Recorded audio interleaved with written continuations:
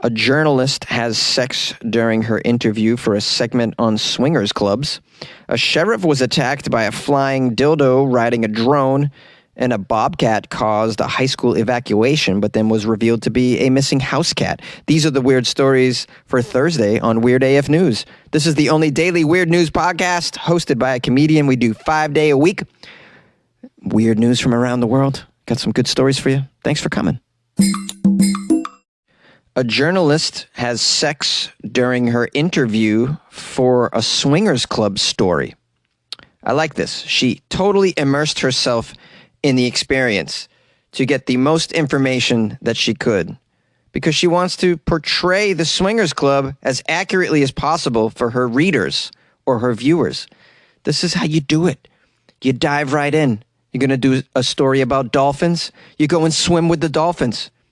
You're going to do a story about a food fight. You participate in the food fight. She's like, I'm going to do a story about swingers. Maybe I should get naked. A Danish journalist went all the way during her segment about the swingers club. To get a scoop on the swingers club, which is near Copenhagen, Louise Fisher, age 26, had sex with a man that she was interviewing. The journalist was heard moaning on the radio during the on-the-record intercourse, part of a 2-minute segment that aired on Radio 4 in Denmark. Here's a quote from Louise. I don't have a boyfriend. That definitely made it a lot easier. My mother, she knows about it. She just thinks it's funny and laughs. My father thought it was really cool too. Well, you have some very cool parents, Luis, I have to say. The adult segment dealt with the reopening of a swingers club named Swingland. And after lifting the COVID-19 restrictions, Swingland was open for swinging. Expectedly, Fisher received mixed reactions to her interview with the swinger, although she's very proud of her segment. Most of the reviews were positive. They thought it was very brave and very cool. Others think that she may have crossed the line in journalism. I don't think so. I mean, I'm a big fan of Hunter Thompson, who invented gonzo journalism. This guy, he wanted to write a book about the Hells Angels. He went and joined the Hells Angels. Not really joined them, but he hung out with them for 2 years. This guy, showed you that if you want to really get down to the bottom of something, you got to dive right in, literally and figuratively. The article says, as for Radio 4, instead of censoring her interview, it appreciated Fisher's dedication and made light of the situation to make audiences feel more comfortable. They even gave a warning. Warning! It got hot and wet for both our reporter and the guests before they played her interview. At one point during the segment, full of sounds of bodies slapping, this journalist asks the man she's having sex with if he can tell her what he's seeing, and he responds, a delicious woman. Fisher says that she hadn't planned on participating in the club initially, but it made sense after she arrived there. She says, even though it wasn't the best sex of my life, the men in this club are very polite, very considerate, I found. I felt like a goddess. They make you feel very special. For me, it's just very natural. It's part of my job to give an insight into a world that not everyone has access to. One critic said that Fisher could get away with this only because she's a woman. Had a man had sex on the radio, he would probably have had the whole country against him, this person was quoted as saying. I don't know if I agree with that. What do you guys think? Could a man get away with this, doing a story like this? Do you think this woman crossed the line in journalism? Call the show, 646-450-2012. A sheriff was attacked by a flying dildo riding a drone. Is that a dong on a drone? Nobody expects a flying dildo. But that's exactly what confronted Sheriff Manuel Gonzalez, whose campaign for mayor was dramatically interrupted on Tuesday by a large sex toy attached to a drone. The drone flew and hovered toward Gonzalez as he was answering a confrontational question from a member of the audience. It provoked some nervous laughter from the crowd of about 70 people. Gonzalez attempted to continue with his answer as a woman in the audience finally had to ask, is that a dong on a drone? Sure it was a dong on a drone. Who was flying this dildo around? The offending object was then snatched from the air by a man identified in the press as the owner of the establishment that was hosting the event. The incident resulted in criminal charges. Ooh. I guess they found out who was flying this dildo drone. 24-year-old Kaylin Ashby Dreyer has reportedly been accused of punching Gonzalez on his hands during a brief scuffle at the foot of the stage after the flying dildo was grounded and Dreyer tried to retrieve it. Oh, I needed the play-by-play on that. Apparently, they grounded the dildo. Now, the drone that was flying the dildo. These drones aren't cheap, by the way. So if it's your drone, of course, you want to retrieve it if you can. So then it seems as though 24-year-old Kaylin Ashby Dreyer ran to the front of the stage where the potential mayor Gonzalez was giving his speech, answering his questions, scuffled with some people as he tried to retrieve his flying dildo and punched the guy that was running for mayor, Gonzalez. Dreyer's been charged with petty misdemeanor battery, resisting, obstructing an officer, all over a prank with a dildo and a drone. It's a lot here. I mean, when he began flying that dildo around, it was a lot of giggling going on. You probably didn't foresee himself at the end of this whole escapade having to punch the guy running for mayor. What was the reason he was flying this dildo around? Let's keep going with the article. Maybe they tell us. Is it just a straight-up prank? Or is this individual somehow supporting the opponent of Mr. Gonzalez? Gonzalez's campaign issued a defiant statement, it says here, saying the candidate was unhurt by the dong. The whole thing was captured on video on a coordinated attempt. This was a coordinated attempt to disrupt the campaign, they say. Gonzalez said, I will not be intimidated. I will not be intimidated by a dong, whether it's flying or not, whether it's large or small. I won't let a dong get in the way of me running for mayor. I believe I have the leadership qualities that this town needs. I will not be thwarted by a flying dong of any sort. You better believe it, guys. And as a mayor, you want somebody who's strong, who can withstand a flying dong. You really do. Because you never know when a flying dong's going to come at you when you're in office, when you're on the job. Hardly any of that was the actual quote of this guy. I just thought I'd have some fun with it. It says here, it remains unclear who exactly was behind the dildo drone. Oh, I thought this guy, Kaylin, was behind it. Or he just happened to punch for no reason? Gonzalez has pointed the finger of blame at his political opponent, Albuquerque Mayor Tim Keller.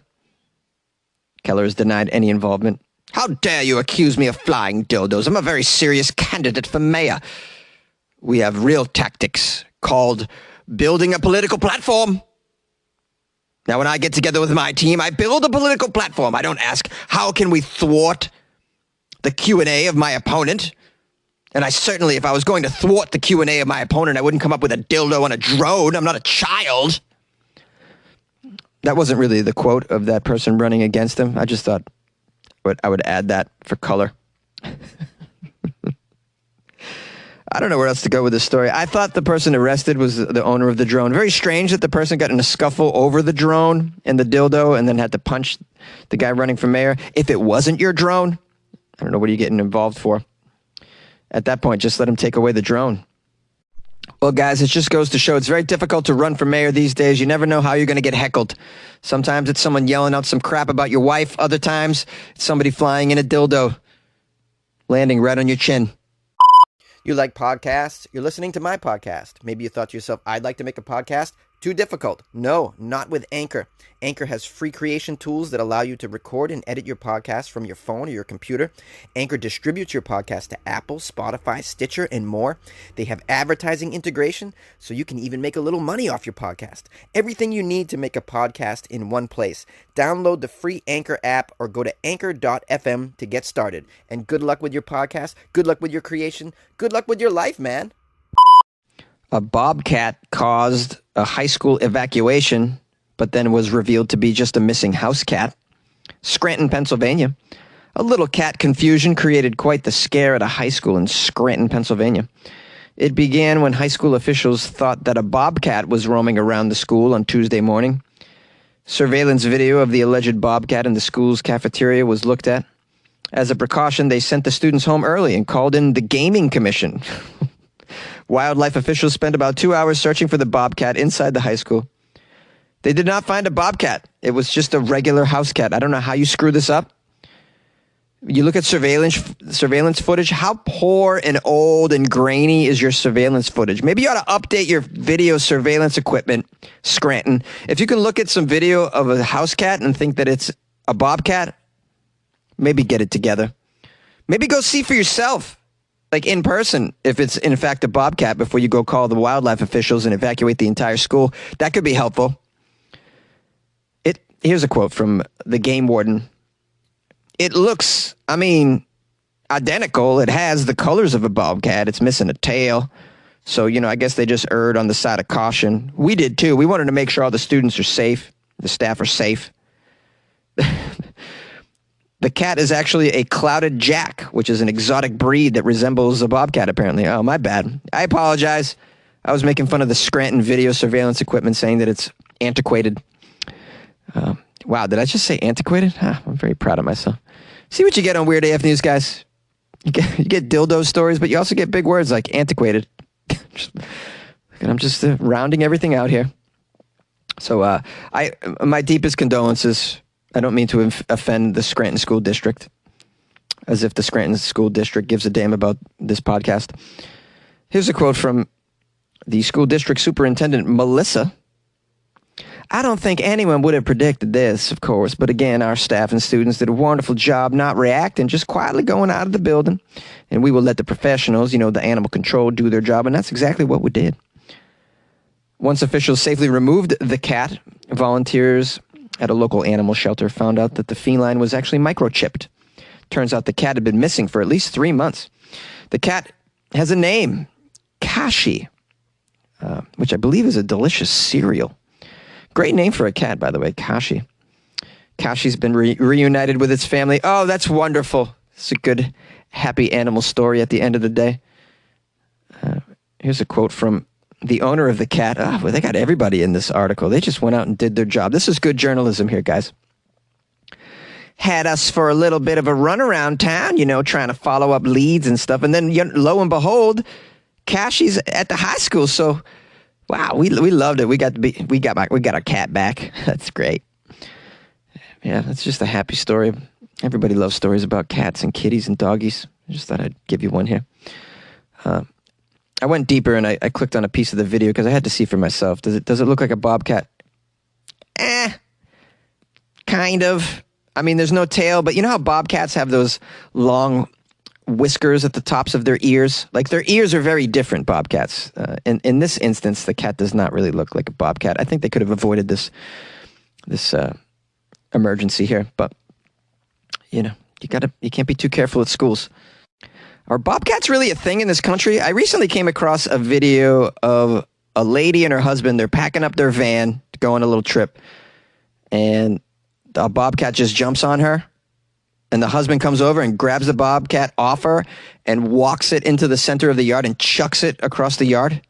It's a fascinating video. It went a little viral a few weeks ago. I don't know if you guys saw it, but you should watch that. Apparently there's just bobcats all around. Is that what's going on? I need more information, guys. Help me out here. Do I need to carry around some bobcat mace? Help me.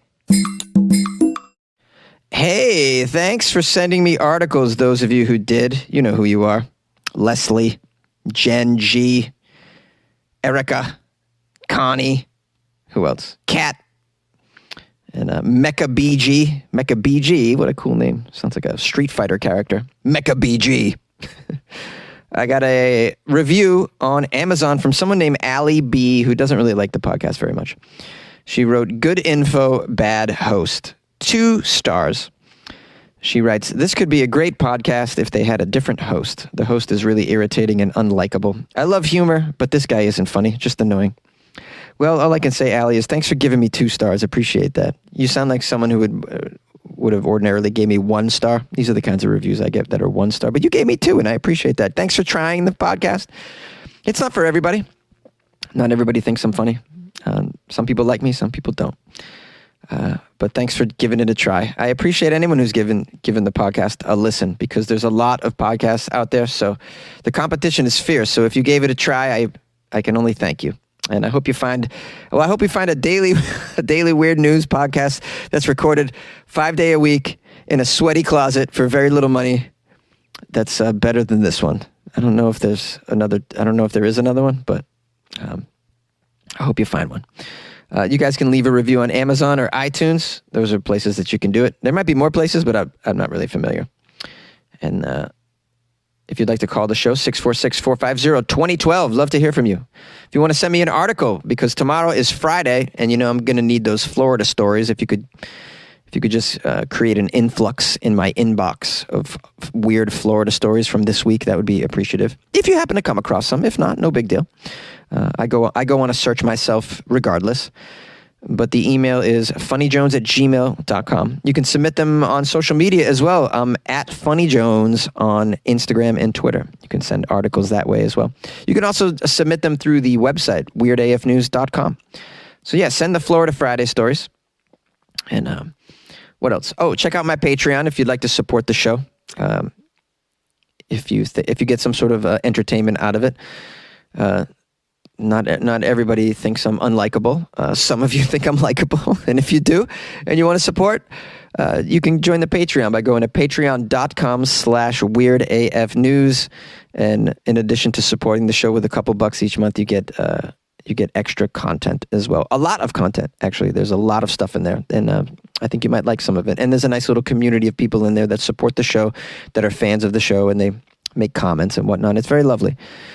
So check out the Patreon, patreon.com/weirdafnews. Listen, I hope you have a great Thursday, and we'll try and do a bang-up job in tomorrow's Florida Friday episode. So send me those articles, and we look forward to seeing you tomorrow for Florida Friday, baby. Yeah!